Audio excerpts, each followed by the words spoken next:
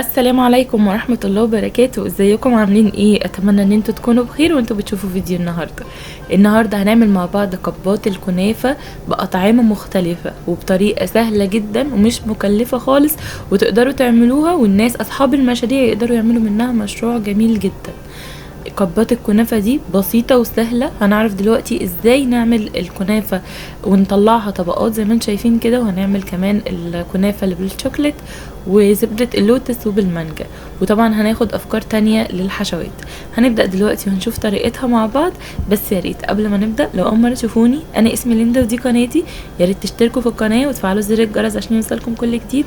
ولو عجبكم الفيديو متنسوش تعملوا لايك. يلا نبدأ على طول في الطريقة. اول حاجه هحتاجها هو حوالي نص كيلو من الكنافه. دي كنافه جاهزه، انا عملت معاكم قبل كده عجينه الكنافه، هحط لكم اللينك بتاعها تحت في صندوق الوصف.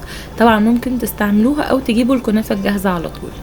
بدات اقطعها بالسكينه. المره اللي فاتت عملنا الكنافه وعملناها في الفود بروسيسور، وقلت لكم ان انتم ممكن تقطعوها بالسكينه او بالمقص، فانا قلت لكم اهو برضو انا بقطعها بالسكينه ومش محتاجه الفود بروسيسور خالص. بقطعها تكون حجمها اقل من الشعريه، حاجات بسيطه بالشكل اللي انتم شايفينه ده. دلوقتي بقى بدأت انزلها في بولة كبيرة علشان هنبدأ بقى نمكسها مع السمنة والسكر. شايفين هو ده الحجم المطلوب.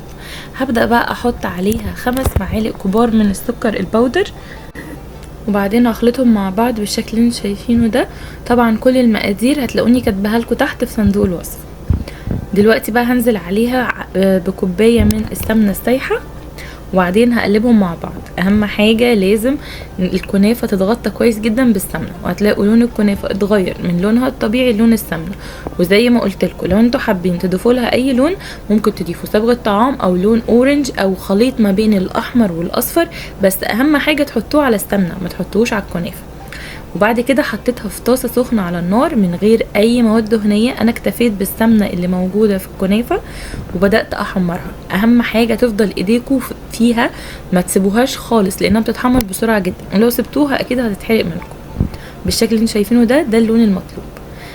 دلوقتي بقى هبدأ اعمل البيوريه بتاع المانجا. جبت قطعة من المانجا وحطيتها في الكبة زي ما انتم شايفين كده. انا عندي المانجا عارفة انها مش مسكرة، فضفت لها 3 معالق كده بساط من السكر البودر. محبتش احط السكر الحبيبات عشان ما يبانش، وبعدين بدأت اخلطهم مع بعض. طبعا لو المانجا عندكم مسكرة مش هتحتاجوا تضيفوا لها اي حاجة. بالشكل اللي انتم شايفينه ده بقت بيوريه، انا ما ضفتلهاش لا ميه ولا اي حاجة. الكريمه بقى اللي انا هستعملها هي الكريم شانتيه. الكريم شانتيه طبعا بيكون خفيف جدا، فمع الكنافه اللي فيها سمنه والحاجات دي والسكريات الكتيره اللي احنا هنحطها، فطبعا الكريم شانتيه بيكون خفيف وبيبقى حلو جدا. فانا حبيت ان انا استعمله. استعملت حوالي 3 باكت ونزلت عليهم بكوبايه ونص من الحليب المتلج. طبعا ممكن تستبدلوه بميه، اهم حاجه تكون ساقعه تلج، ولكن الحليب بيديله غناوه وبيخلي طعمه احلى. وطبعا كل كريم شانتيه بيبقى مكتوب على الظهر بتاعه على العبوه نفسها قد ايه تستعملوا من السوائل، فانتوا التزموا بالموجود عندكم على العبوه عشان تطلع معاكم قوامها مظبوط. خلطتهم بقى مع بعض بالهاند ميكسر حوالي 7 دقايق لحد ما تقلت. دلوقتي بقى انا جهزت كل حاجه، الكنافه والسيرب عاملاه معاكم قبل كده، وكريم شانتيه ولوتس ونوتيلا ومانجا.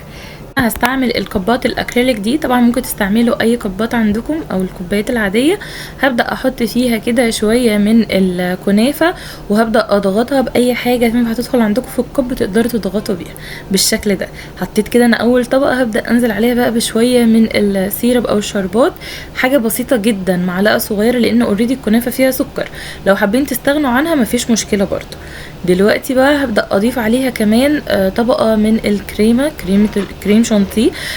زي ما قلت لكم ممكن تستعملوا الكريم اللباني وتخفقوه او كريمه الخفق، ولكن الكريم شانتيه بيكون خفيف وطعمه لذيذ جدا مع الوصفه دي. بدات افردها كده بالمعلقه عشان يبقى شكلها منسق، وبعدين بدأت بقى ازود الحشو اللي انا عاوزاه. انا في الكبات دي حشيتها مانجا، والتانية لوتس وشوكولاتة وكده، ولكن برضو انتوا ممكن تستغنوا عنها، يعني ممكن ما تحطوش حشو، تسيبوها سادة، تبقى طبقة كنافة، طبقة كريمة، طبقة كنافة تانية، وهكذا. فاهمين؟ بالنسبه بقى الشوكولاته اللي هي النوتيلا واللوتس حطيتهم في الميكرويف الاول لمده دقيقه علشان يسيحوا علشان اقدر استعملهم. وبعد كده بعد ما حطيتهم بالطريقه دي بدات بقى احط الكنافه. مش عاوزاكم تغلطوا غلطتي، انا لما جيت احط اللوتس حطيتها وهي لسه سخنه، فشوفوا عملت ازاي في الكريم اللي تحتها، سيحتها خالص. انتوا لما تيجوا تحطوها خلوا اللوتس او الشوكولاته تبرد شويه. بعد ما حطيت طبقه الكنافه، شايفين انا قصدت ان انا اوريكم اخر كوبايه عشان اوريكم ان الكنافه يدوب هما ال 12 كوبايه دول بالظبط. بعدين بدات احط كمان طبقه من الكريم شانتيه بالشكل اللي انتوا شايفينه ده. طبعا انا بحطها بشكل عشوائي لان انا كده كده برضو هفردها علشان تبقى شكلها منسق شويه. بعدين بدات افردها. الكريم شانتيه بيليق على اي طعم. لو انتوا مش حابين ان الكريم شانتيه مثلا يكون ساده، انتوا ممكن تضيفوا للكريم شانتيه حاجه من الحاجات اللي انتوا مزينين بيها.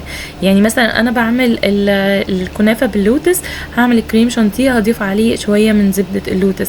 الكنافه بالنوتيلا هضيف عليه شويه من النوتيلا. لو حابين مش حابين نوتيلا وحابين الشوكولاته العاديه، ممكن تسخنوا شوكولاته او تسيحوها على حمام مائي وتطلع معاكم برضو بنفس القوام وهتبقى ممتازه جدا. شايفين انا حطيت برضو التوبنج بتاع كل حاجه. المانجا حطيت لها فوقيها مانجا، واللوتس نفس الشيء، والشوكولاته نفس الشيء اللي هي النوتيلا. وبدات افردها بالطريقه دي عشان تبقى كل حاجه متغطيه وتبقى شكلها منسق. حاولت على قد ما اقدر اطلعها شكلها منسق.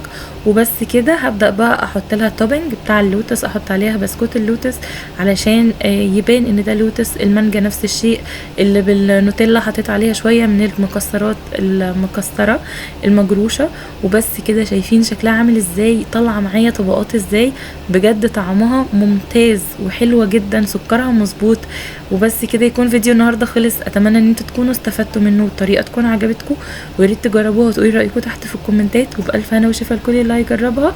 يا ريت لو عجبكم الفيديو متنسوش تعملوا لايك للفيديو، ولو مش مشتركين في القناه اشتركوا دلوقتي وتفعلوا زر الجرس عشان يوصلكم كل جديد.